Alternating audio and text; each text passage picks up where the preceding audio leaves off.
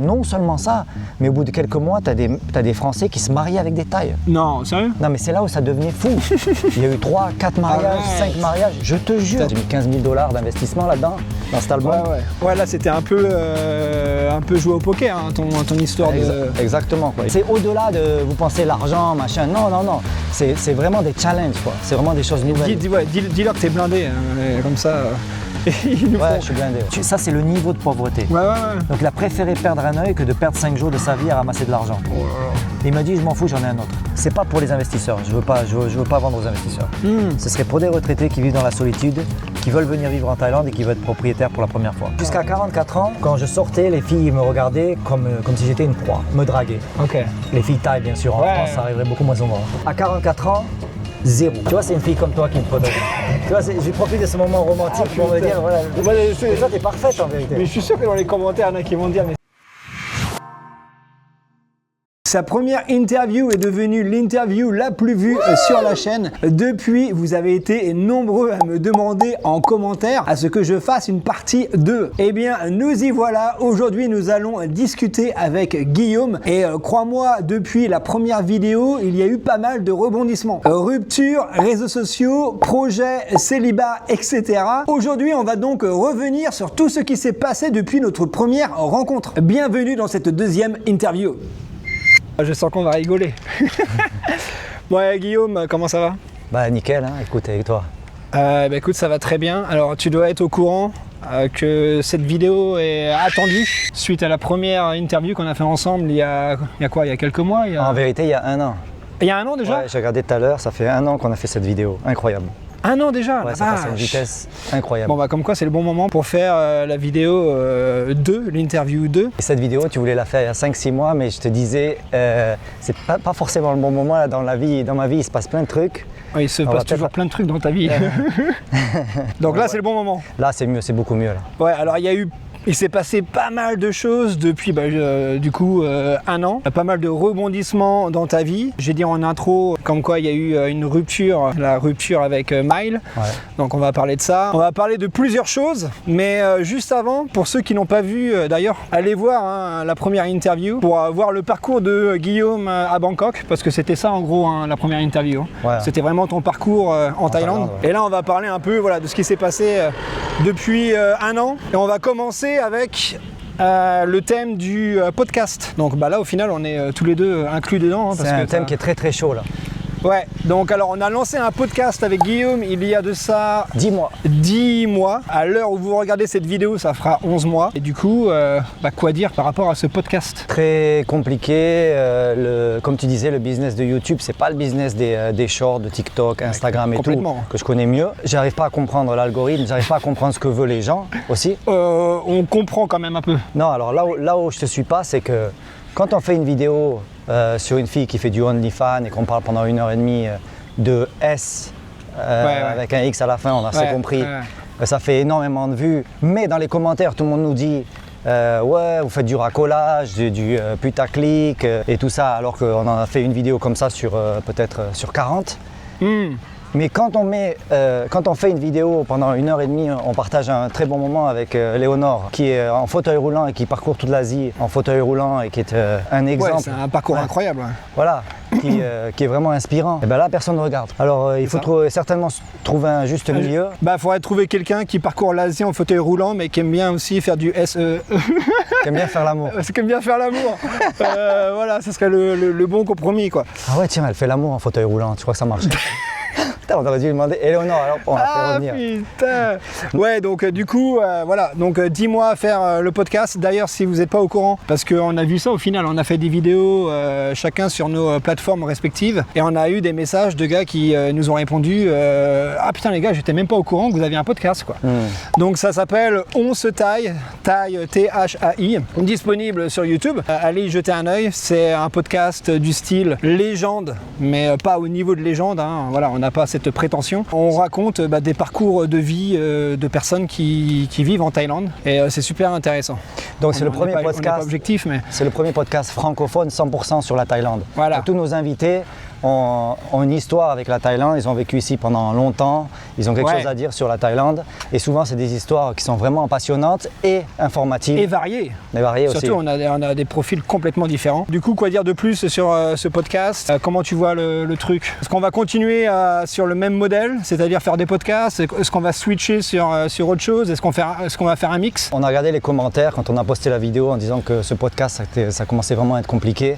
Ça nous prend énormément de temps. Le bon côté des choses, c'est que même si les vues sont basses, de temps en temps, on rencontre des gens formidables. Ouais, ça c'est le gros plus. Ouais. C'est qu'on fait venir des gens et on s'en rend pas forcément compte au départ et puis au final, on tombe amoureux d'eux, quoi. Quand tu vois Geoffrey, ça devient des amis, ouais. Ça devient des amis, ouais, mais il y en a plein qu'on a rencontrés et qu'on revoit régulièrement parce qu'ils sont vraiment sympas, quoi. Et puis la plupart d'entre eux, ils sont authentiques, quoi. Alors je sais pas comment on fait pour les trouver, mais on a vraiment de la chance. Jusqu'ici, on s'est jamais assis avec un con. Hein. Ouais, on filtre aussi un peu quand même. Et puis après, ça a été pas mal grâce à tes connexions. Après, il y en a qui sont venus nous écrire en privé. D'ailleurs, pareil, hein, si vous voulez y participer, envoyez-nous un message sur Instagram. Viens, on se taille. Si vous avez une grosse connexion avec la Thaïlande, d'ailleurs. Ouais, faut avoir un minimum de connaissances sur le pays. Ouais, Dernière chose que je voulais dire, Charles, sur le podcast, c'est que pourquoi c'est un peu compliqué pour nous, parce que nous, on a quand même une certaine éthique, on ne fait pas de putaclic. Toi et moi, on est pareil, sur les valeurs, on est un peu pareil. Donc, ça serait facile de faire venir des mecs qui ont fait des business de gogo, de nous parler de ça tout le temps. D'ailleurs, on a eu Noctis. Ouais. On a eu Noctis qui est venu, tu vois, genre, on dit. Noctis. Si on avait que des mecs comme Noctis à tous les podcasts, on ferait des vues, ça c'est sûr. Hein. Donc Noctis, c'est le Belge qui a eu un bar sur la Soi 22 et qui nous racontait comment ça fonctionnait. Enfin, c'est pas lui qui avait le bar, c'était sa femme. Hein. Moi, c'était intéressant, mais on va pas faire ça à chaque fois. Donc les profils sont vraiment très variés et j'espère que vous allez apprécier si vous jetez un œil à la fin de cette vidéo, quoi. Voilà. Pour ceux qui sont pas au courant, Guillaume, c'est un hyperactif et donc il ne s'arrête jamais. Tu vas pas me contredire. Ouais, on peut dire ça. Et donc il a toujours des idées, toujours des projets et récemment, parce que c'est vraiment récent, il a lancé une application de rencontres. En vérité c'est récent mais... Tu y penses depuis un petit moment. Ça fait... Ouais, la genèse en fait elle a duré quelques années en vérité parce qu'elle a commencé quand j'ai commencé mon TikTok thaï. Alors je sais pas si tu savais mais j'ai un TikTok où je parle que thaï. Oui, ouais, je sais. Qui maintenant a genre 210 000 abonnés. C'est fou. Et beaucoup plus gros en fait que mon réseau français. Où il y a 90% de femmes thaï dessus. Ouais. Et où je donne des conseils, où je fais des blagues aussi. Je suis un peu l'étranger qui les fait rigoler mais qui leur parle aussi des relations entre étrangers et Thaï. Et ce TikTok, en fait, il a explosé. Et ce qui s'est passé, c'est que ces femmes, quand je faisais des lives, elles me posaient tout le temps la question comment est-ce que je peux rencontrer un homme étranger? Est-ce que tu peux m'aider à rencontrer un homme étranger? Donc je voyais bien que la demande était là. Et aussi, je voyais leur gros problème. Leur gros problème, c'est qu'elles se mettaient toutes sur les applications de rencontres. Ah ok, ouais, d'accord. Et qu'elles me disaient, voilà, et tout avait les mêmes problèmes, c'est que, il n'y avait que des scammers. Alors, en thaïlandais, ils appellent ça scammer. Donc ce qu'ils appellent par scammer, c'est des brouteurs, c'est des faux profils, arnaque à la romance, tout ça. Ouais, d'accord. Ouais. Et il y en a énormément. Sérieux? Ah ouais. Alors voilà, c'est un truc. Voilà, c'est que toi, si t'as pas ce compte TikTok, tu le sais pas. Mais moi, je suis en plein dedans. C'est marrant parce que nous, on dit la même chose par rapport à elle. Il y a beaucoup de travailleuses. Ouais, il y en a beaucoup. Il y en a énormément.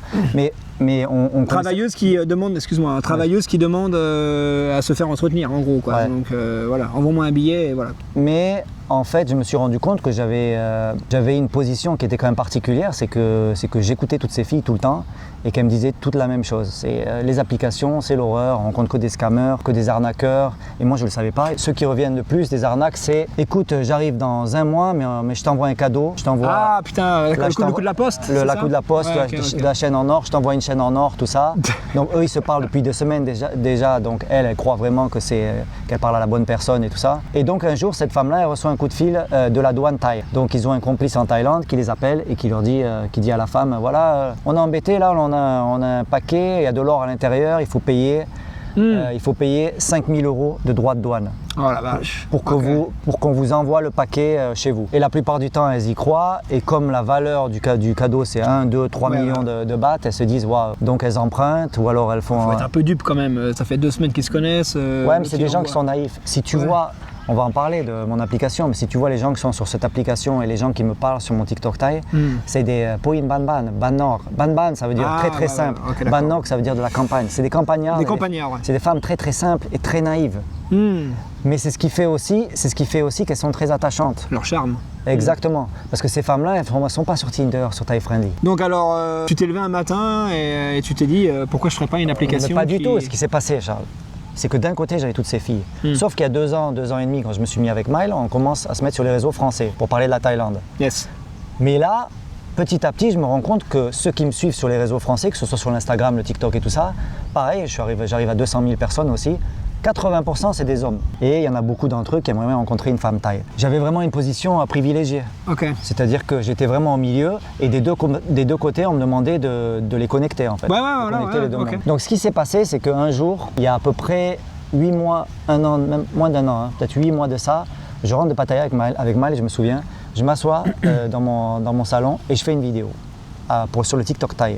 Et cette vidéo de TikTok Thai, je dis, bon écoutez, vous savez ce qu'on va faire, c'est que je vais prendre en entretien toutes les filles qui veulent rencontrer un étranger et on va ouvrir un compte TikTok. Ah yes, oui, c'est vrai que ça a commencé comme ça. On va ouvrir un compte TikTok spécialisé où je vais mettre ces vidéos et je vais faire venir tous les hommes sur ce compte TikTok Thai où il y a votre entretien, où vous vous présentez et les hommes vont venir et vous envoyer des messages gratuitement, tout ça gratuit quoi. Ça a explosé. Mais ça a explosé. C'est-à-dire que moi, Mile gérait tout ça en fait. Moi, je me tapais 1 heure à 1 heure et demie d'entretien par jour vidéo. Ça, c'est chaud. J'en pouvais plus, mec. Et ça, c'était ma première crise d'anxiété. J'ai failli crever. En plus du boulot que j'avais, il y a Mile qui me disait aujourd'hui, tu as 12-13 interviews. Je dis, et c'est des interviews de combien de temps? De 5 minutes à chaque fois. Okay. Mais après, il fallait éditer. Heureusement, Mile a appris à éditer, donc elle faisait tout ça elle-même. Et elle, pareil, ça lui prenait tout son temps après.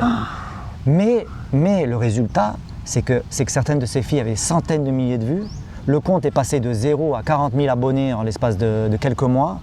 C'était l'effervescence, c'était incroyable. Non seulement ça, mais au bout de quelques mois, tu as des Français qui se mariaient avec des Thaïs. Non, sérieux? Non, mais c'est là où ça devenait fou. Il y a eu 3, 4 mariages, 5 mariages, je te jure. T'as été invité ou pas? On m'a invité. Ouais. C'est énorme. Les Français venaient, merci beaucoup Guillaume et Mile, merci beaucoup, j'ai rencontré la femme de ma vie, tout ça. Donc pour ceux qui n'ont pas compris, tu faisais des vidéos sur TikTok et c'était sur TikTok les profils des filles. Voilà, c'est sur un compte TikTok, ça s'appelait Amour Thaï. Et si les hommes voulaient parler à ces femmes-là, ils avaient en fait juste à envoyer un message en privé sur le TikTok de la femme? Voilà, c'est aussi simple que ça quoi. Donc je poste une vidéo où j'ai fait l'interview de la fille, en thaï traduit instantanément en français, et tous les hommes qui venaient sur ce site, enfin sur ce TikTok, ils voyaient cette vidéo. Oui, regardez les vidéos. Elle m'intéresse, elle envoyait un message personnel et la fille, elle recevait plein d'attention. Donc elle était hyper contente. Sauf qu'il y a un moment où je pouvais plus. Quoi. Très très vite, je me suis dit, bon, il va falloir que je fasse une application, en vérité, pour automatiser tout ça. Quoi. Voilà. Alors, je me suis basé sur les besoins des filles, qui étaient trop de scammers, à chaque fois c'est des faux profils, des fausses... Et je me disais, mais pourquoi pas faire une vidéo par personne? Tout le monde se présente avec une vidéo sur un site de rencontre. Imagine un site de rencontre où tout le monde a une vidéo embarquée sur le site de rencontre, ça veut dire que tu ne peux pas la télécharger la vidéo. Tu es obligé de la prendre sur le site directement, sans filtre, sans rien. Ouais, c'est ce que j'allais te dire, par rapport au filtre. Il n'y a pas de filtre, c'est impossible de mettre un filtre. Donc sur l'app, c'est impossible de mettre... Et donc, il y a ça, et aussi leur autre gros problème à ces filles, c'est qu'elles ne parlent pas un mot d'anglais. Et donc la communication très souvent est compliquée, surtout pour apprendre à se connaître au départ. Donc ce qu'on a fait, c'est que l'autre fonction qu'on a fait sur l'application Amour Thaï, qui est un site, mais qui depuis hier, on l'annonce ici, est devenu une application Android. Ça y est, elle marche. Oh, congrats! Vous pouvez tous télécharger l'application Android Amour Thaï. Elle est sur le Play Store, téléchargez-la, utilisez-la, c'est gratuit. Au moment où cette vidéo va sortir, on croise les doigts, normalement il y aura la version iOS. C'est beaucoup plus compliqué, mais j'espère qu'elle sera lancée déjà. Ah oui, parce que Android c'est Samsung, c'est ça, et iOS ça va être Apple. Ouais, ok, d'accord, cool. Donc, la difficulté pour moi, c'était de trouver le bon partenaire parce que je ne suis pas programmeur. Et pendant les 4-5 mois où je parlais autour de moi, est-ce qu'il y a un programmeur qui serait intéressé par le concept et tout ça? Donc j'ai un de mes meilleurs amis, le Suédois Mick, que tu connais. Il est programmeur, il fait que ça toute la journée. C'est mon ami, il voit ma portée sur les réseaux, il sait qui je suis quoi. Il me dit oh ça va prendre du temps, Même lui, il n'a pas voulu le faire. Franchement, je ne comprenais pas les gens. Mais il y a beaucoup de Français, il y en a une dizaine qui sont venus me voir et ont voulu faire l'application avec moi. Le problème, c'est que je ne les sentais pas. Alors c'est pas un préjudice. c'est que tu sens les gens ou tu les sens pas, sans aucune raison, quoi. Oui, ouais, bien sûr. Ils sont certainement très très bien ces gens, mais quand je vais m'associer avec quelqu'un et que ça peut durer 1 mois comme ça peut durer une vie, il faut vraiment trouver la bonne personne. Il faut vraiment qu'il y ait vraiment l'alchimie, quoi.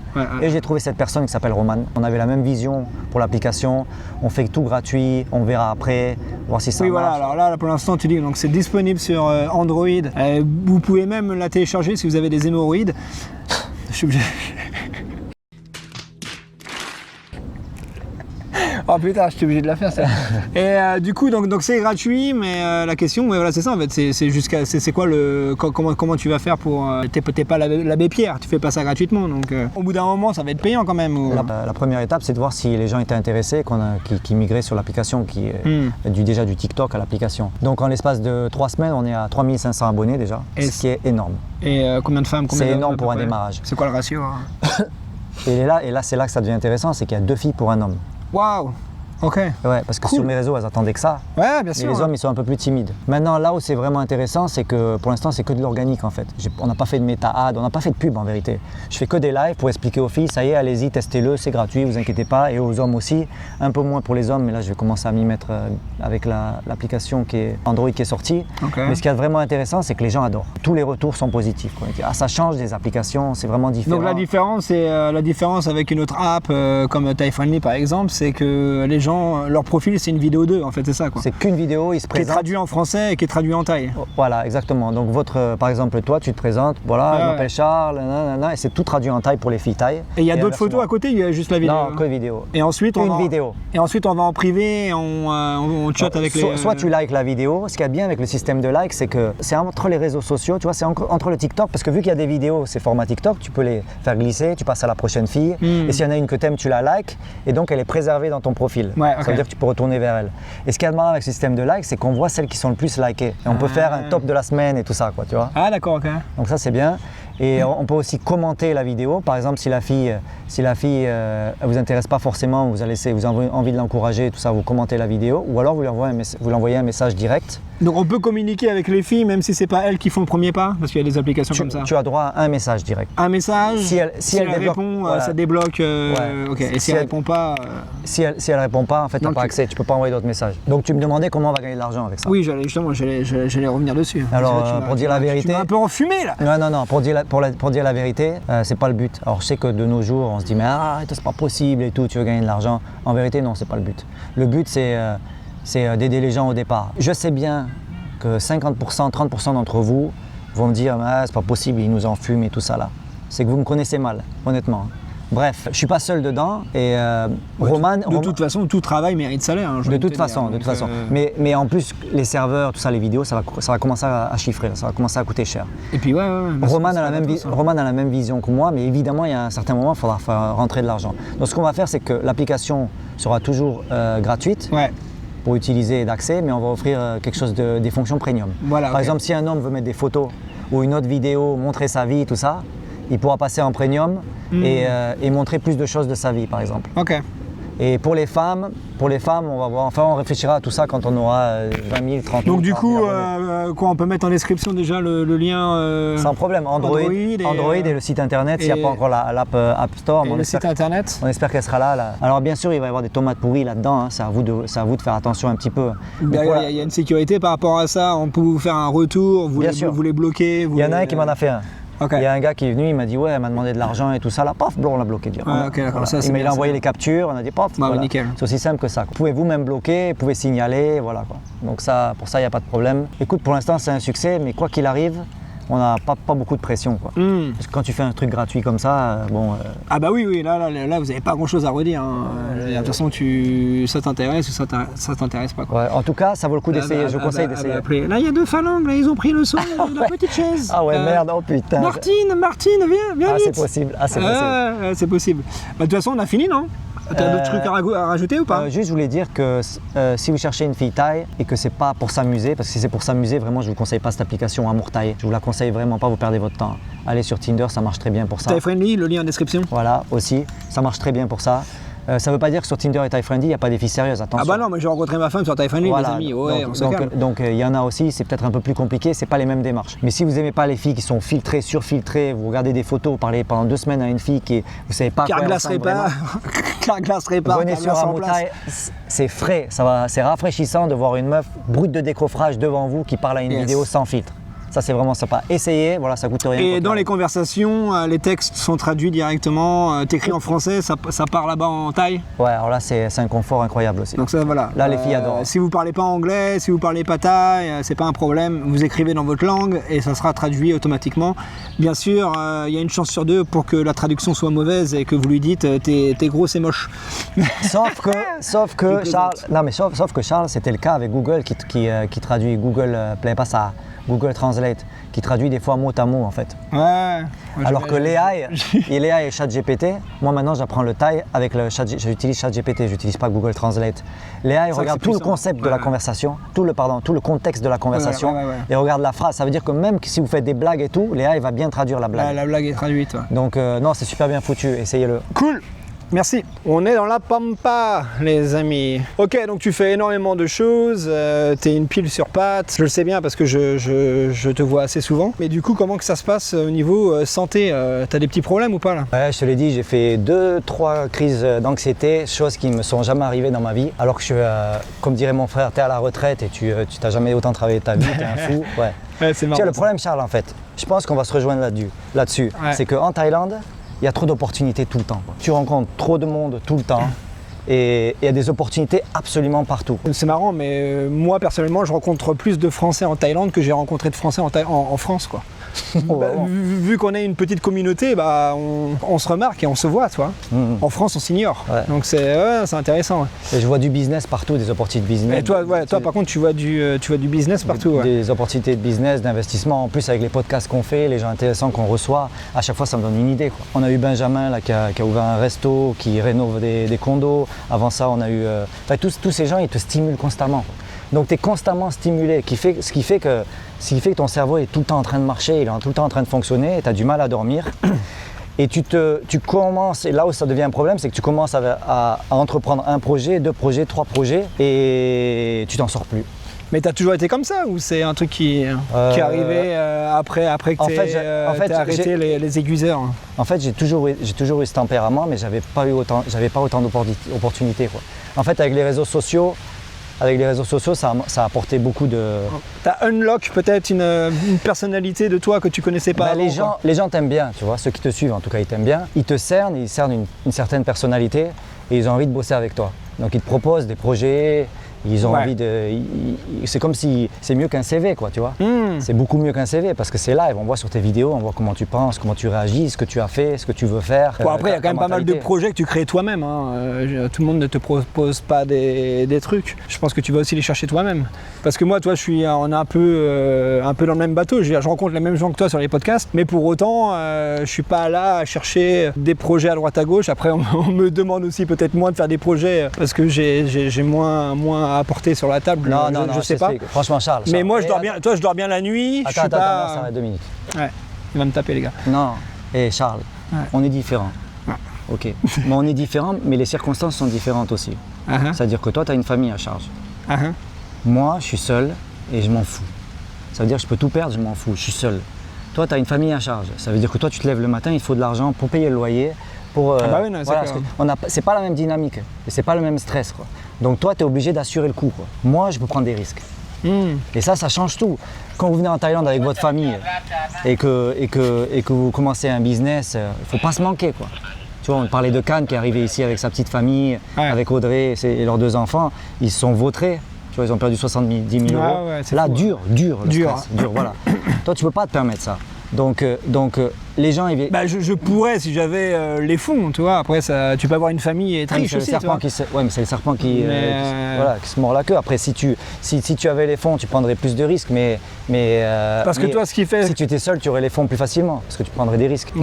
Ouais, ok, d'accord. Ouais, tu vois ce que je veux dire? Ouais, je vois. C'est que aujourd'hui, moi, si j'arrive en Thaïlande avec ma famille, je serais certainement pas là où je suis, quoi. J'aurais pas pu m'épanouir comme ça, quoi. C'est pas possible. J'aurais pas pu prendre tous les risques que j'ai pris, quoi. Donc du coup, coup, comment que ça arrive, cette anxiété là? C'est quoi la première fois Ben, je commence, imagine, regarde, je commence le TikTok Amour Taille qui explose, où je fais 15 vidéos par jour et ça me bouffe mon temps. En plus de ça, j'ai la musique la journée, côté, parce que moi, n'oubliez pas que je suis producteur, donc je fais que ça toute la journée. En plus de ça, tu veux t'entretenir un peu physiquement. En plus de ça, ta vie de couple? Non, la vie de couple, en vérité, j'étais avec moi 24 sur 24, donc bon, on était tout le temps collés. Ouais. Mais en fait, les projets sont les uns sur les autres, ça cumule. Tu fais venir des Japonais pour shooter des vidéos pendant une semaine, donc je paye leur billet d'avion parce qu'on a fait un projet au Japon, un album avec des rappeurs japonais. Ouais. Je les fais venir pendant une semaine et on va shooter 8 vidéos, donc 3 semaines de préparation. Ces Japonais, je les connais pas, j'étais en studio avec eux, mais je les connais pas. Je sais pas si c'est des caves, comme on dit, ou c'est des mecs sympas. Est-ce qu'ils vont être reconnaissants? Parce que je mets un billet quand même, j'ai mis 15 000 $ d'investissement là-dedans, dans cet album. Ouais, là c'était un peu joué au poker, hein, ton histoire de... Exactement, quoi. Et en plus, tu investis dans des gars que tu connais pas. C'est ça, ouais.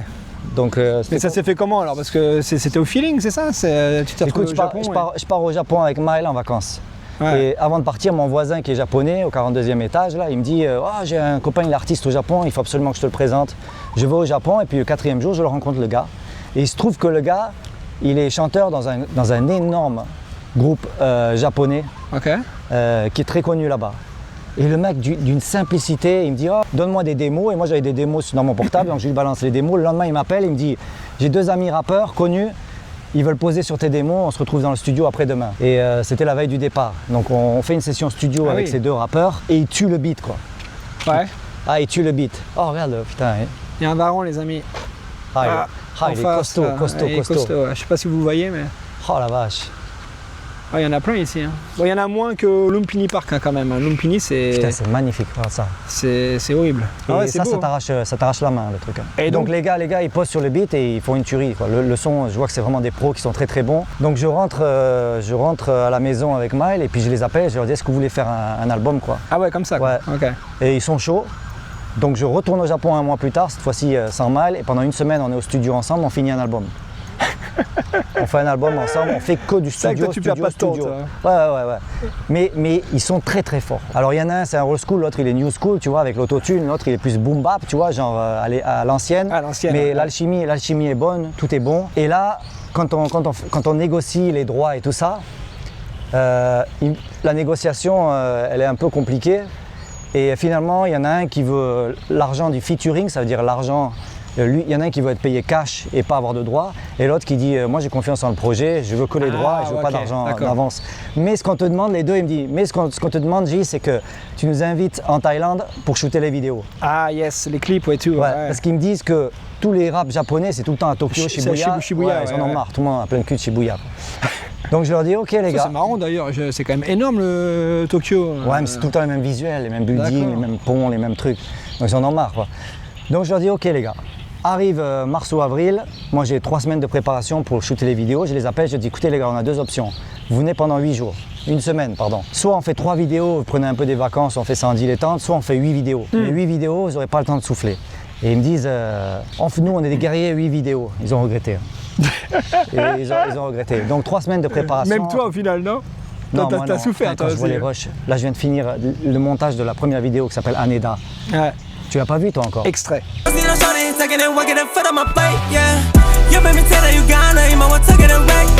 l'as pas vu toi? Je sais pas. Magnifique. Non, je crois pas, non. C'est magnifique. Donc, parce qu'il y a eu de la préparation. Mais ça a été super stressant. Donc voilà, les 3 semaines de préparation, j'ai cru que j'allais mourir. Parce qu'il fallait vraiment tout gérer, les emplacements, les props, ça veut dire les motos, les jet skis, les couchers de soleil. Oui, parce que là on parle, je sais pas si on l'a dit, mais c'est du rap. Hein. Ouais. C'est ça, hein. Donc il faut les décors qui vont avec l'ambiance rap et tout. À chaque fois, c'est un billet pour chaque décor, on essaye de faire les choses un peu à l'arrache. Et tu fais tout toi-même? Ouais, je fais tout moi. Donc les recherches, filmer à la caméra, c'est toi qui fais tout quoi. C'est moi qui filme, c'est moi qui... le montage du clip. Qui fait... ouais, je fais tout, je fais le montage, je fais tout. Ouais, mais c'est un régal aussi. Une fois que tu sais tout faire, après c'est bon. Ouais, donc regardez la vidéo Haneda qui est certainement sortie déjà. Bah, cette vidéo sortira fin juillet donc. Ouais, fin juillet, ouais, pas sûr, mais bon. Ça s'appelle Haneda, donc c'est le jour 1. Donc chaque vidéo, Chaque vidéo, en fait, ce sera un jour de quand ils sont en Thaïlande. Donc Haneda, c'est jour 1. Ah, ok, d'accord. Tous les mois, il y a une vidéo qui va sortir et à chaque fois, ce sera un jour 2, jour 3. Voilà, bref. Et là, donc une semaine avant qu'ils arrivent, les Japonais, moi, en fait, j'ai investi tout mon temps, tout ça et mon argent. Et moi, je ne sais toujours pas ces Japonais si ils vont assurer ou pas. Je ne sais toujours pas si ça va marcher ou pas. Et là, j'ai une crise d'anxiété. J'arrive plus à rien faire. C'est comme si t'étais en face d'un mur. C'était déjà arrivé, toi, ou pas? Non. T'es en face, c'est-à-dire que tu peux plus rien faire. T'arrives plus à respirer. Et tu dis j'arriverai pas. Tu dis que tu n'arrives plus à respirer, tu vas faire un malaise, c'est comment que t'es? Il faut que tu t'assoies, tu as l'impression que tu vas tomber dans les pommes. Tu deviens un peu livide et tu as du mal à respirer profondément. Et dans ta tête, en fait, tu te dis que tu n'y arriveras pas. Tu te dis c'est pas possible, j'arriverai jamais. Okay. Et tu perds toute ton énergie. Pas surprenant non plus. Tu perds toute ton énergie, quoi. Parce que là, tu sais pas où est-ce que tu vas, quoi. C'est un gros challenge, quoi. C'est comme j'ai dit tout à l'heure, quoi. C'est un peu du gambling. Hein. Mais après, toi, c'est aussi ce qui t'excite, quoi. Toi, t'aimes le challenge. Il faut absolument que tu pourrais pas être dans une vie monotone, à rien faire, quoi. Donc c'est aussi un peu ce qui te stimule. D'accord. Et donc, t'en es où aujourd'hui avec cette anxiété là? Tu arrives à la maîtriser? Tu fais de la méditation? Tu fais quoi? Je bois du K. Je peux pas dire le monde entier parce que c'est tout à fait légal en Thaïlande. Attention, hein. Ça a été légalisé il y a 3-4 ans. Donc c'est légalisé, mais tu peux pas en parler? Mais je peux pas en parler. YouTube n'aime pas trop en parler. Ah, d'accord, ok. Donc tu peux en parler en tant que K. Donc c'est une plante médicinale. Et ça finit en tome. Voilà. C'est une plante médicinale ici qui a des vertus qui te calment physiquement, mais qui te stimulent mentalement, en fait. Moi, ça me calme pas du tout. Hein. T'as déjà testé ou pas? Bah oui, chez toi. J'avais la tête trop pris, mec. J'avais la tête qui tournait. T'as surdosé. Mais je savais où j'étais, en fait. Donc c'est bizarre, quoi. T'as l'impression de tourner sur toi-même, sur place, quoi. T'as surdosé. J'ai pris ta potion, hein. C'est toi qui l'as faite. Hein. Non, en fait, je crois que la clé, c'est là où je me trompe, où je fais pas les choses bien, c'est que prendre du plaisir dans tout ce que tu fais et se dire ça marche ou ça marche pas, c'est pas grave. Oui, voilà. Après, c'est plus facile à dire qu'à faire. Moi, des fois, je suis aussi un peu stressé, mais c'est un peu anxieux. Le podcast, hein. Je pense que c'est le problème qu'on a avec le podcast, c'est qu'on veut trop que les gens aiment, on veut trop que les gens regardent et tout, et à la fin on est déçu, quoi. On devrait faire ce qu'on aime et puis les gens le regardent pas, puis tant pis, quoi. Voilà. Ouais, bah après c'est aussi tellement de travail, de temps. C'est un peu de tout, quoi. Ouais. Comme tu disais tout à l'heure, moi j'ai une famille, je prends du temps sur ma famille pour faire ces podcasts et tout ça. Donc tu fais pas des projets pour que ça foire dans tous les cas, mais prendre un peu plus de recul. Moi je sais que j'ai aussi du mal avec ça. Je suis un peu trop dur avec moi-même. Ma femme elle me dit des fois, hey Charles, relax, c'est pas grave. Après on est tous les deux du mois de janvier, on est des Capricornes, des bêtes à cornes, donc on fonce et tout. C'est une qualité, hein, mais c'est aussi peut-être un défaut au final, quoi. Donc on a un peu du mal à lâcher prise. Ouais. Comme tu disais, je peux pas vivre sans challenge, quoi. Mais oui, voilà, toi t'es comme ça, quoi. Vivre une vie. Parce que là t'as quoi là en gros là? T'as la musique, t'as l'application, t'as le podcast, t'as les réseaux sociaux. Ouais. J'ai un nouveau programme qui va sortir sur YouTube qui s'appelle Kill That Track. On a fait le pilote la semaine dernière. On fait venir un producteur de musique. Donc c'est une nouvelle chaîne YouTube, tu veux dire? Ouais, une nouvelle chaîne. Bon, je pense que ça va être sur la même chaîne ou sur mon label, en fait, je pense. Ok. C'est un concept français en vérité, où tu fais venir un producteur et des rappeurs qui se connaissent pas du tout et ils ont 1 heure pour faire une chanson dans le studio. D'accord, ok. Donc ils ont 1 heure, tu vois comment ça fonctionne, tu vois s'ils y arrivent. Et s'ils y arrivent... Nouvelle école. Ouais, c'est un peu pour ça. Et s'ils y arrivent, donc c'est en taille, c'est des tailles. Hein. Donc le programme, parce qu'il est temps quand même que j'utilise les réseaux sociaux pour promouvoir ma musique aussi, tu vois. Donc là, ça va me permettre un peu d'être plus dans le côté musique des réseaux sociaux, quoi. Oui, parce que là, tu as parlé des artistes japonais, mais sinon, tu as aussi signé 2 artistes thaïlandais. Ouais, ça s'appelle Bad Moon. J'ai créé un groupe avec ces 2 artistes, 2 étudiants thaïlandais, et on fait plein de projets avec eux. Ouais. Donc ta cible, c'est quand même principalement la Thaïlande. La Thaïlande et maintenant le Japon, quoi, par la force des choses. Et le Japon, à côté, quoi. Voilà. Donc ça fait déjà pas mal, hein. Ça fait quand même pas mal de trucs, et tu arrives à tout gérer, quoi. J'arrive à tout gérer, et je prends plus de plaisir maintenant, donc les crises d'anxiété, j'en ai de moins en moins. Je gère mieux mon temps, mais je peux te dire un truc, Charles, je ne sors absolument pas, je ne bois pas d'alcool, et du matin jusqu'au soir, jusqu'à 1h, 2h, j'ai un nouveau rythme. Là, je me lève le matin à 9h, avant je me lève à 7h. Maintenant, je me lève à 9h, mais je me couche à 2h du mat tous les soirs. Ok. Et parce que je suis plus productif la nuit, en fait. D'accord. Et c'est du non-stop toute la journée, mais je m'éclate, quoi. Ouais, tu t'éclates. Je m'éclate. Parce que ça avance, les projets. Tous les projets avancent, et je fais que des trucs uniques. En Thaïlande, il n'y a pas Kilda Track, là, ce projet de chaîne YouTube, de programme YouTube. Ça n'existe pas en Thaïlande, personne n'a jamais fait. L'application Amour Thaï, ça n'existe pas. Personne vient avec une application gratuite. Tu vois, tous ces trucs, c'est hyper excitant. Le podcast, bon, si ça existait... non, c'est le premier podcast francophone en Thaïlande, tu rigoles ou quoi? On est les premiers à faire ça ici. Donc tout ça, c'est des trucs qui sont... C'est au-delà de, vous pensez, l'argent, machin. Non, non, non. C'est vraiment des challenges, quoi. C'est vraiment des choses nouvelles. Dis-leur que t'es blindé, hein, comme ça... Ils nous ouais, je suis blindé. Ils en mettront pas dans le commentaire. Mais bon, je le mérite, attention. Après, ah bah bien sûr, oui. Bien sûr. J'ai vu une série de vidéos que tu as faites sur les réseaux sociaux. Tu as été voir une famille dans le besoin sur Bangkok. Ouais, super intéressant. C'est les Saling. Ça se prononce Saling. Saling, ouais, ça veut dire quoi? C'est une famille de... Saling, en fait, ça veut dire 3 roues. Ah oui, d'accord, ok. Ça veut dire 3 roues. En fait, c'est des familles qui récoltent qui recyclent les poubelles, qui font les poubelles des rues de Bangkok, qui prennent le plastique, qui prennent les cartons, qui prennent le verre et qui recyclent. Donc ils ont les mains dans les poubelles et c'est la classe sociale, une des classes sociales les plus pauvres, urbaines en tout cas, parce qu'après dans les campagnes c'est encore plus pauvre, mais là c'est les plus pauvres urbaines de Bangkok.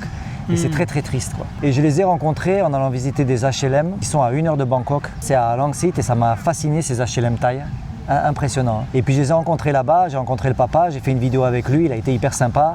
Je l'ai recroisé une deuxième fois et puis là il m'a dit tiens je te montre où j'habite parce qu'il a vu que j'étais intéressé par leur mode de vie et tout ça. Et là ça a été un choc parce qu'ils habitent dans un taudis innommable, quoi.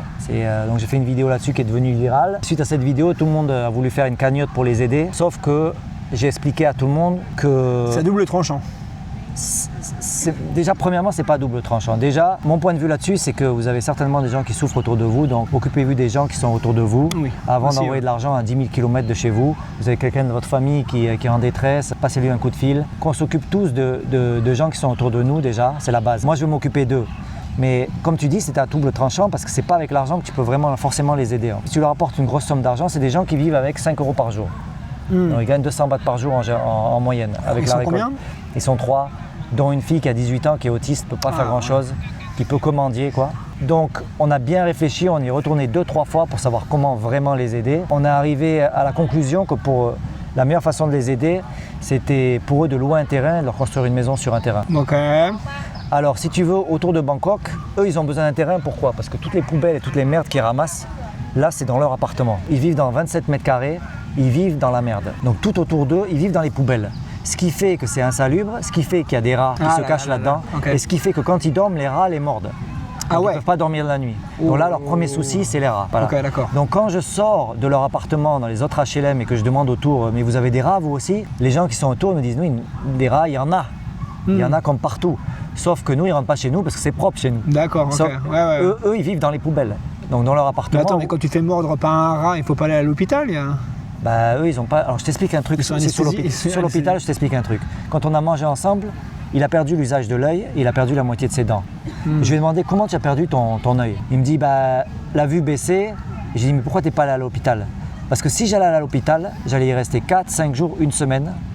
Et c'était 4-5 jours où je pouvais pas travailler, je pouvais pas ramasser mes 5 € par jour. Et comment on fait pour manger? Ça, c'est le niveau de pauvreté. Donc, il a préféré perdre un œil que de perdre 5 jours de sa vie à ramasser de l'argent. Il m'a dit, je m'en fous, j'en ai un autre. Donc, c'est le niveau du... Donc allez voir les Saling, les vidéos sur les Saling. Donc, on arrive à la conclusion que leur acheter un appart, parce que je comptais leur acheter un appart, ça ne va pas les aider parce que quoi qu'il arrive, ils ne vont pas changer de lifestyle. Ils vont le remplir de poubelles. Donc, il leur faut un terrain où ils peuvent séparer là où ils vivent de là où ils mettent leurs poubelles. Ils peuvent louer des terrains qui sont vraiment pas chers du tout à l'année, des terrains qui sont des terrains vagues en vérité, donc une parcelle de terrain vague. Et dessus, on construit une maison en tôle, c'est des maisons de fortune. Mais au moins, ils auront tout ce qu'il faut et ça coûtera à peu près 100 000 bahts. Donc je vais les investir, quoi. C'est moi qui vais les payer. Et ils auront un contrat de 3 ans, 5 ans, 6 ans où je peux payer leur loyer pendant toutes ces années aussi. Tu vois. Donc là, ça les aide vraiment. Ils sont au courant de ça ou En fait, on a discuté et dans la discussion, je leur ai dit demain, il y a 100 000 bahts qui tombent du ciel. Qu'est-ce que vous en faites? Dans la discussion à KFC, que je les ai amenés à KFC. Et ils me disent, pour voir un peu, ils disent 100 000 bahts, qu'est-ce que ça veut? Jamais il va y avoir 100 000 bahts qui va tomber du ciel. Mais je dis, mais qu'est-ce que vous en faites si ça tombe? Et ils me disent, je vais tout de suite louer un terrain et on construit une maison. J'ai dit, mais comment tu construis une maison avec 100 000 bahts? Oh, c'est largement assez, mais avec 50 000, je peux. C'est que de la tôle en fait. C'est de la tôle récupérée. Comme mon beau-père, j'ai fait une vidéo chez lui, c'est ça, c'est de la tôle. Hein. Donc toutes les semaines, on s'appelle. La semaine dernière, ils me disent, trouve un terrain, viens voir le terrain. J'ai dit, non, signez le contrat d'abord, dites-moi où c'est, combien est le loyer et tout. Parce que c'est à 2 heures de Bangkok à chaque fois. Donc, donc ils me disaient, ok, on te dit le loyer, tout ça, il faut être derrière eux, quoi. Une chose qui est bien avec eux, c'est qu'ils ne sont pas filous du tout. Ça veut dire que la première fois que je l'ai rencontré et qu'on a bien discuté de ses conditions de vie, on allait voir ses conditions de vie, c'est exactement ce qu'il me disait. Tout ce qu'il me dit en fait se vérifie, quoi. Donc ils ne sont pas filous, quoi. Ils sont vraiment très très simples. Une autre chose aussi, c'est que j'ai parlé à tous les voisins pour voir si c'était pas un peu des... Et tout le monde dit qu'ils sont adorables et qu'ils sont très gentils et qu'ils vivent comme ça et qu'ils ne vivront pas autrement quoi qu'il arrive. Voilà.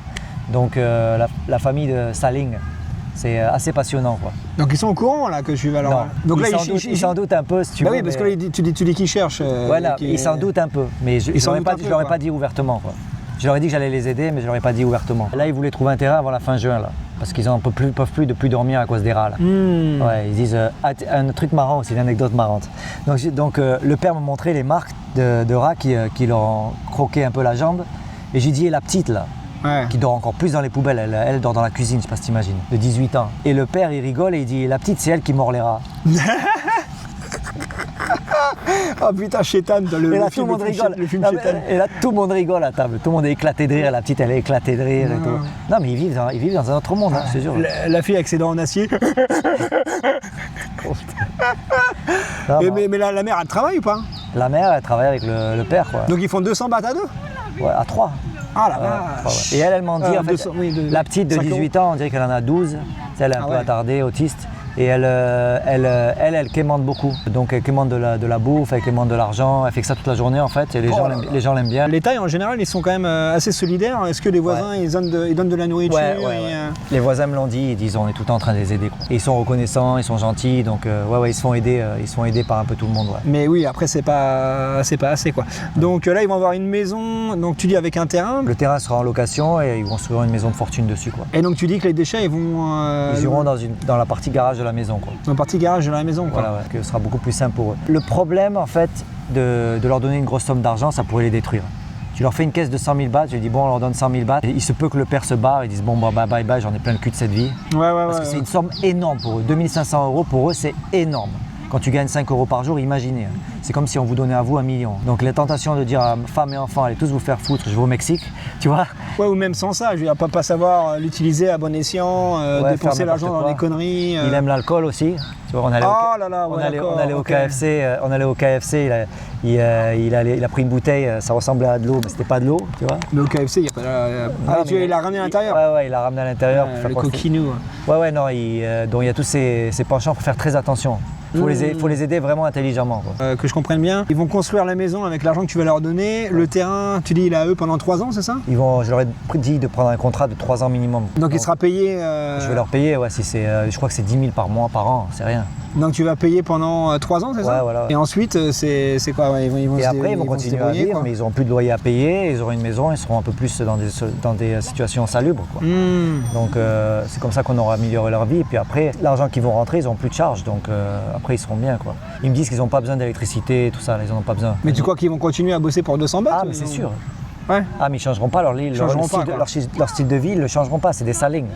Et le pire dans tout ça, c'est que c'est des gens qui sont très très utiles à la société thaï. C'est eux qui font tout le recyclage. Il n'y a pas que, il y en a partout des salings, tu as dû les voir. Ah bah même des gens comme nous, hein. Ma voisine, elle recycle les bouteilles et le carton, quoi. Voilà, eux ils font les poubelles pour recycler tout ce qui n'a pas été recyclé, quoi, tu vois. Ils passent derrière. Donc, je ne sais pas si tu as vu des Godan Krongkao. Godan Krongkao, en fait, c'est ces énormes entrepôts où ces salings, justement, ils apportent les cartons et tout ça, et tout est recyclé dans ces entrepôts. Il y en a absolument partout. Il y en a un juste à côté là-bas, que j'ai habité ici pendant un moment. Tu as une décharge? C'est un peu une décharge de recyclage. D'accord. Ouais, Krongkao. Donc c'est pas Kraya. Kraya c'est pour les poubelles. Kraya, c'est poubelles. Voilà, ouais. Et là, Krongkao, c'est les vieux trucs, mais c'est aussi le recyclage. Ok. Donc en fait, c'est eux qui font vivre tout ça. Alors les gens, certains Thaïs, pas tous, hein, mais certains Thaïs les regardent de haut. Ouais, ils disent ils sont sales, ils sont pauvres et tout. Ouais, comme partout, mais en vérité, ils sont hyper utiles à la société thaï. hyper utile. Super intéressant. Donc tu prévois de faire une série de vidéos Ouais, je vais montrer l'évolution. Quand on va construire la maison, je vais montrer ce qu'on fait, comment ils vivent. Et puis eux, ils sont hyper ouverts, quoi. Ils voient que ça intéresse les gens et même eux, ils sont flattés, quoi. Parce qu'ils ne savaient pas que ça intéressait les gens, leur vie. Et pour ce qui est des HLM, alors là, ça me fascine encore plus, quoi. La vie en HLM Thaï, j'ai découvert ça au bout de 15 ans de Thaïlande. C'est les appartements Thaï, c'est ça, hein? Appartements HLM. Ouais. Et ce qu'il y a de fascinant, c'est que tu compares ça aux HLM français. J'ai vécu en HLM français. On appelle ça HLM en France ou pas? Ouais. J'ai vécu en HLM français. Alors il y en a qui disent sur les commentaires, c'est pas des HLM en Thaïlande parce que ça appartient pas à l'État et tout. Alors c'est vrai, je l'appelle HLM Thaï, mais c'est pas comparable avec la France. Dans le sens où l'environnement est le même qu'un HLM français. Tu vois, c'est des immeubles de basse hauteur qui sont tous les mêmes. C'est standardisé, la chambre, les toilettes sont au même endroit, tout ça. Et c'est que des gens pauvres, c'est à loyer très... Ils payent entre 25 et 50 euros de loyer par mois. Donc entre 1000 et 2000 bahts par mois. Ouais, ok, d'accord. Ouais, bien sûr. Ouais, okay. 1000 et 2000 bahts par mois. Donc c'est les loyers les plus bas de Thaïlande. Il y a plein de Thaïs qui vivent dans ces HLM, ouais, bien sûr. Mais c'est pas que des pauvres. Hein. Tu sais qu'il y a des taxi drivers. Il y en a plein. Bien sûr, ouais. Bah, moi j'ai la meilleure copine de ma copine qui vit dans ça, elle travaille à l'usine, quoi. Ouais, voilà. Mais ce qui me plaît là-dedans, c'est le microcosme. C'est vivant, il y a absolument tout dans le quartier. Il y a même des karaokés avec des bars à filles et tout. C'est un truc de fou. Putain, ils sont partout. Non, mais la nuit. On est allé la nuit voir un peu tester l'ambiance. C'est fabuleux parce que 3h du mat, il y avait encore des restaurants ouverts. Les gens te sourient et te parlent. C'est une vie de quartier, donc les gens sont dans un village. Ils te parlent, un peu ambiance lotissement. Exactement. En France, Sauf qu'il n'y a pas d'insécurité. Sauf qu'il n'y a pas d'insécurité, bien sûr. Ouais. Il n'y a pas d'insécurité et il y a des drogués apparemment. Il y a un immeuble où tous les drogués se retrouvent et ils font chier personne, quoi. Voilà. Donc c'est insalubre, oui. Ça c'est bien en Thaïlande. Très mal entretenu, mais il n'y a pas d'insécurité, quoi. D'accord. Donc, voilà un pour sujet passionnant, donc hâte de voir la suite. Ouais. Et le projet que j'ai et qui arrive, et c'est là que ça devient intéressant, c'est que ça n'appartient pas à l'État. Donc l'État Thaksin a créé ces projets il y a à peu près 17 ans pour que les Thaïs deviennent propriétaires à bas prix. Okay. C'était ça le but.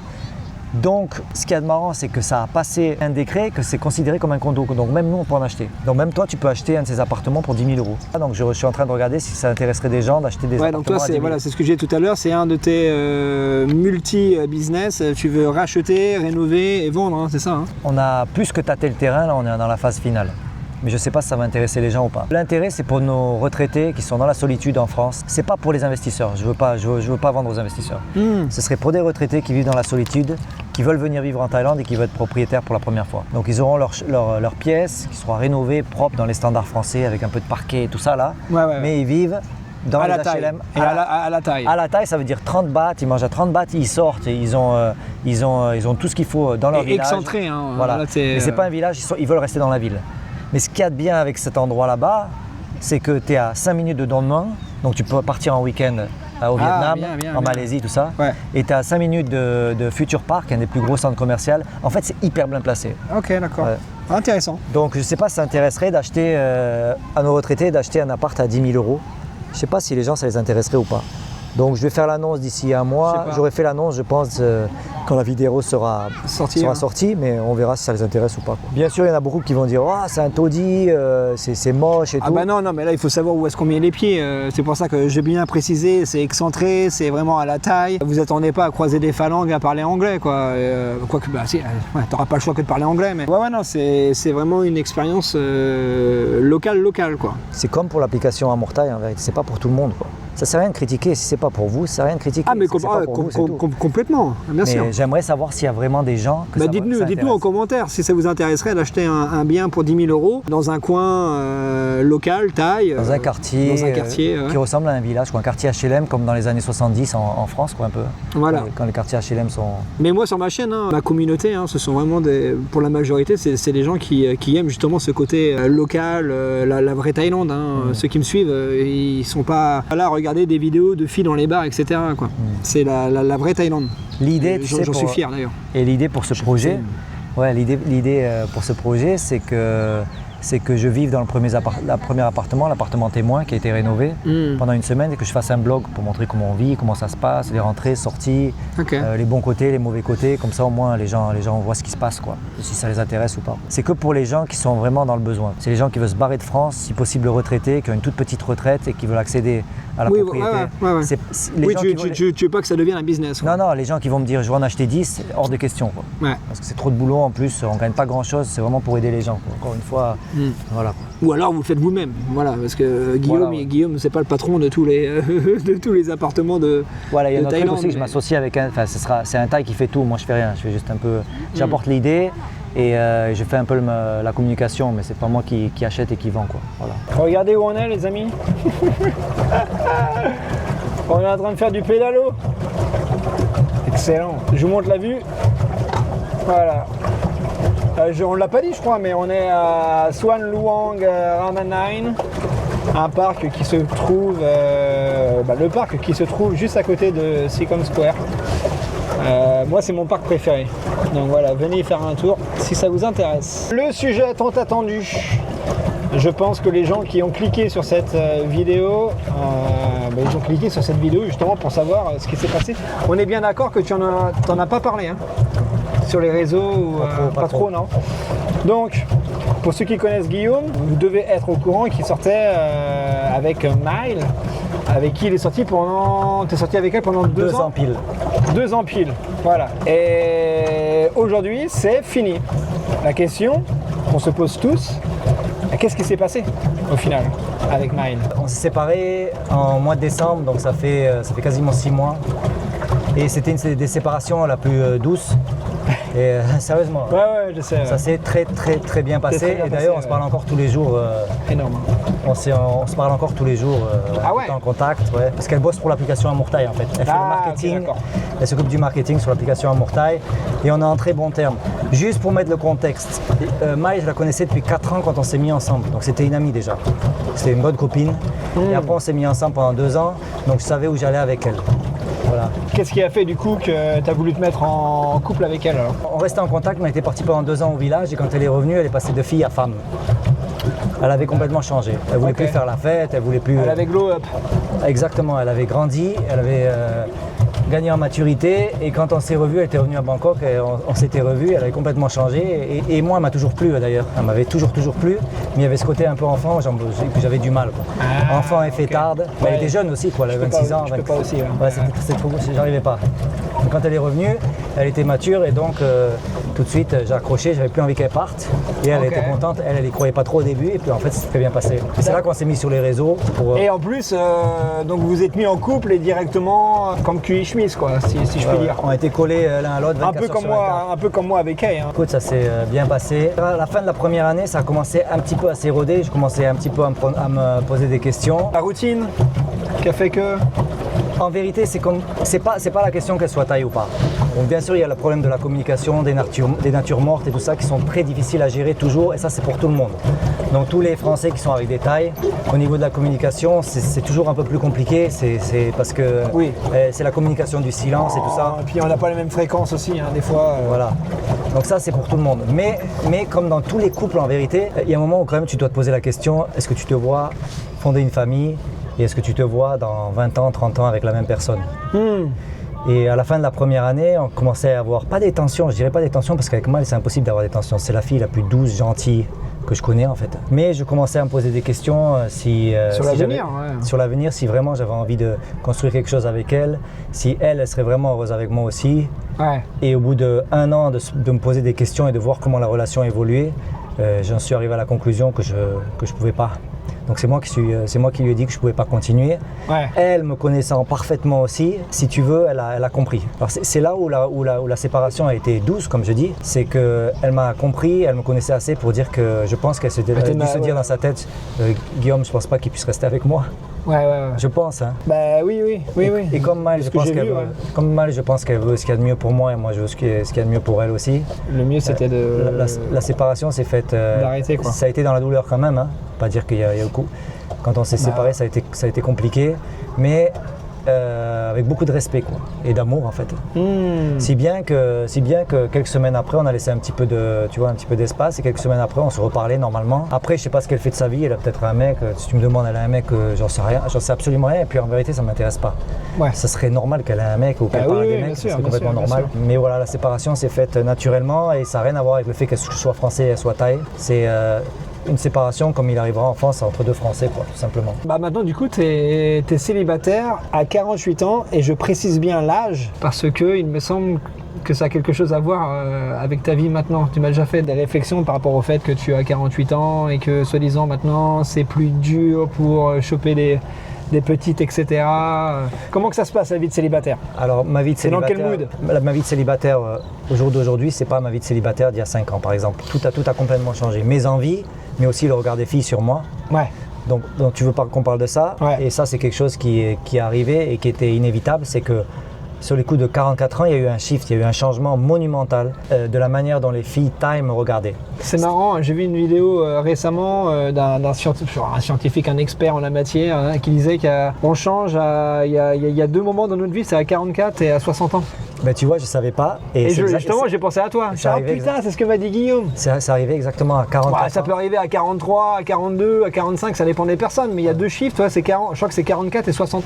Ouais, ben écoute, c'est ça. C'est ce qui t'est arrivé, quoi. En gros, tu te prends une grosse calotte dans la gueule, tu vieillis d'un seul coup, c'est quoi? En fait, bon, tu vieillis, c'est normal, mais le regard des filles change complètement.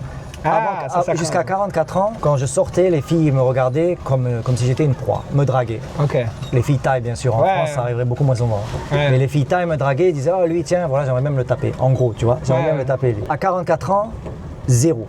C'est-à-dire que tu passes une catégorie où les filles, si elles ont envie de s'amuser, elles vont pas vers toi, elles vont vers un jeune, ou vers un mec qui est beaucoup plus beau, quoi. Tu vois ce que je veux dire? Oui. Donc, les filles qui viennent vers toi... T'es plus dans le coup, quoi. T'as passé une catégorie. C'est comme si t'as passé une catégorie. Ok, je vois très bien. Une catégorie invisible.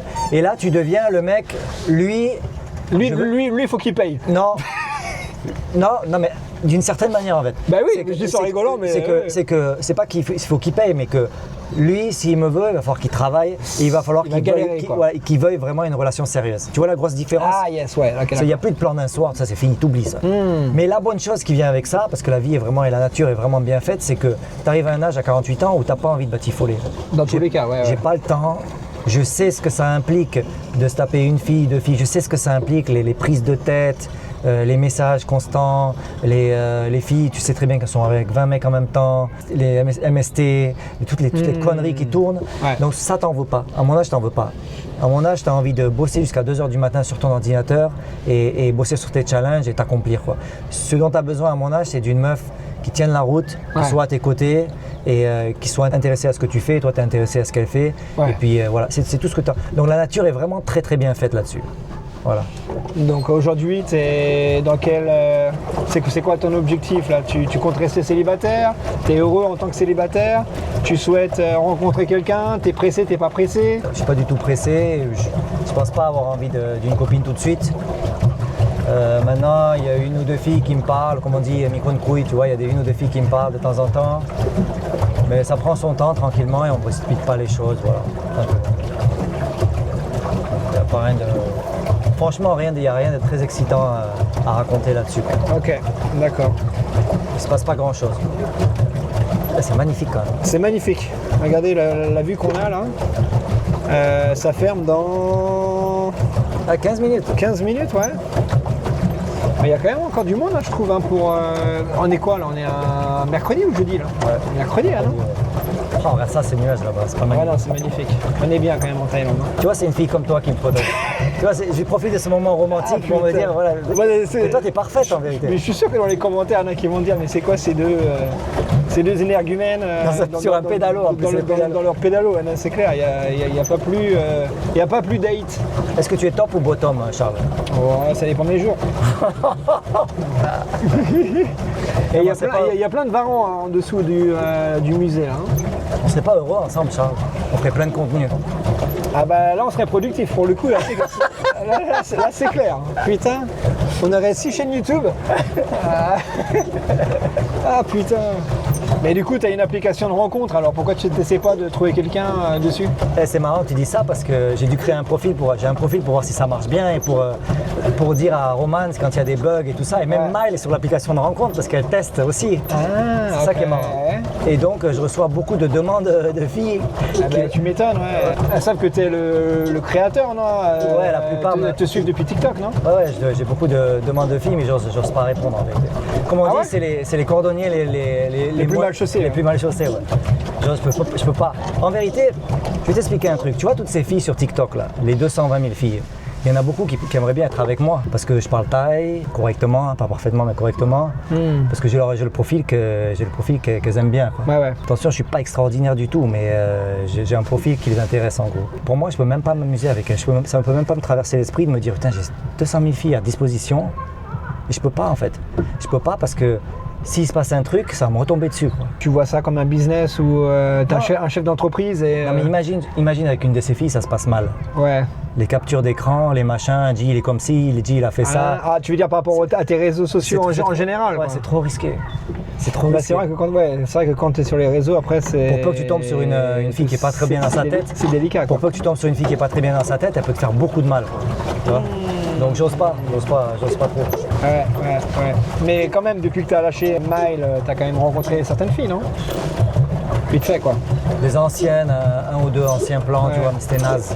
Moi, un truc qui me ferait peur, si demain je devais être célibataire à nouveau, c'est de repartir dans la culture du vide. Tu vois, c'est d'être avec des meufs qui n'ont rien à dire. Qui te font perdre ton temps. Qui te font perdre ton temps. Des vampires quoi. C'est exactement ça. Comment, des niaiseuses, des niaises. Il y a des filles qui sont sur cette terre pour te faire trop de mal. Quoi. Ouais, il y a des filles qui sont sur cette terre pour te faire perdre ton temps. Toi, la meuf qui arrive dans ton appartement et qui te dit c'est la première fois que je fais ça. Oh là là, il y a pire. La disquette quoi. Il y a pire, Charles. Parce que mes potes, je les vois, ils datent comme des fous sur Tinder et tout. Il y a pire que ça, c'est la meuf qui te dit la semaine prochaine on se rencontre. À 8h, le jour même elle dit on se voit à 8h, elle arrive à 1h du mat. Ah oui d'accord. Donc t'as perdu toute ta journée, toute ta soirée. Ouais non mais l'horreur, laisse tomber. Ouais. Je pense que ça doit être... te rendre compte qu'elle ressemble pas à sa photo et que c'est une psychopathe où tu peux pas dormir de la nuit, donc le lendemain t'es foutu. Ouais non c'est l'horreur, laisse tomber. Ah putain. Ok, je crois qu'on a fait le tour. Merci à toi pour avoir partagé un peu une partie de ta vie en je sais Thaïlande. pas si ça va intéresser du monde franchement, mais bon. Mais on verra bien. Quand tu m'as mis le couteau sous la gorge pour faire cette vidéo. Ouais, le mec il m'envoie des messages à 3h du mat. On l'a fait quand tu dis de la merde, je dis de la merde. Hein. Les poissons sont monstrueux là-dedans. Je sais pas si t'as vu. Ouais, j'en ai vu quelques-uns. Ouais, ils sont énormes. Il y aura peut-être une partie 3 une partie 3 dans un an. Tu auras encore de nouveaux projets. Imagine une partie 3 dans un an. Il y aura quoi? Il y aura l'application qui a explosé, ça se trouve. Il y aura ta nouvelle meuf qui te fait des natures mortes de 3 semaines. Je sais pas ce qu'il y aura d'autre. Le podcast qui a décollé. Écoutez, on verra bien. Si vous avez aimé cette vidéo, n'oubliez pas de commenter, de liker, de partager et puis abonnez-vous aussi à la chaîne. Il y a encore beaucoup de gens qui regardent les vidéos, qui regardent toutes les vidéos et qui ne sont pas abonnés. Ouais. Moi, ça m'aide à en créer plus de vidéos. Donc, avoir des collabs aussi, ça va l'aider à avoir des collabs, donc allez-y, faites-le. Ouais, ça va m'aider à avoir des collabs, etc. Et moi, c'est mon métier à plein temps, donc si vous voulez plus de vidéos, vous échappez un peu de votre quotidien en regardant des vidéos de la Thaïlande, et voilà, abonnez-vous, ça vous coûte rien. Et pour moi, c'est super important, voilà, assez de blabla. Guillaume, encore une fois, merci. Compris. Et puis, il y aura tous les liens dans la description si vous voulez suivre et regarder ce que je fais aussi. Ouais, il y aura tous les liens en description de Guillaume. Et si tu es encore là, c'est que tu es un bon... Ah mais je peux pas répéter au final, j'ai déjà dit quoi. Allez, à plus. Ciao. Bye bye. Et poil au nez, je suis obligé de le faire.